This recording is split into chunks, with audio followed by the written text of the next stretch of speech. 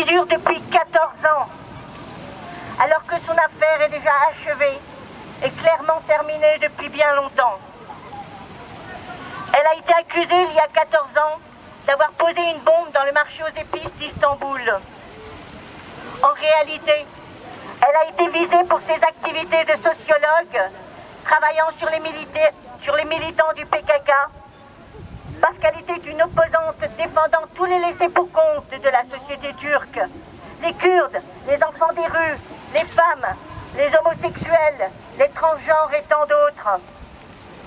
L'affaire est terminée parce que Pinar avait été accusé sur la base d'un témoignage d'une tierce personne obtenu sous la torture. Le témoin s'est rétracté par la suite. Elle s'est terminée aussi parce que plusieurs expertises ont démontré qu'il n'y avait pas l'ombre d'une bombe ce jour-là au marché aux épices et que l'explosion provenait en réalité d'une bonbonne de gaz. L'affaire est terminée parce qu'enfin aucune preuve n'atteste de la présence de Pinar au marché ce jour-là. D'ailleurs, l'affaire aurait dû être terminée depuis bien longtemps, puisqu'à 3 reprises le tribunal l'a acquittée. Et à 3 reprises aussi, le procureur de la Cour de cassation a fait appel du premier jugement. Entre-temps, Pinar a été emprisonné, torturé et sa famille harcelée.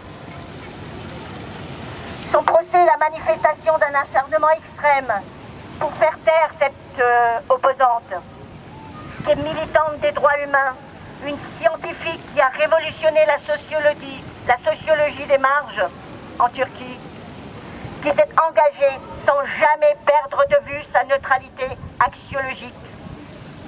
Mais Pinar n'est pas neutre, elle refuse de l'être.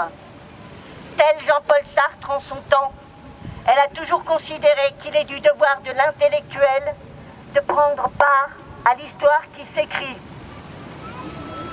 Son nouveau procès est celui de la liberté de pensée, d'expression, de recherche, d'association, en somme, celui de la démocratisation de la Turquie. En ce sens, il dépasse largement la personne de Pinar, qui, elle, est condamnée à vivre en exil, car constamment menacée d'arrestation, d'emprisonnement, de torture. Loin de chez elle, mais comme elle le dit, jusqu'où?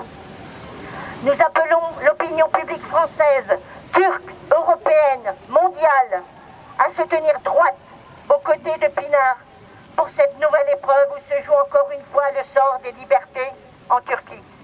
Merci de votre attention.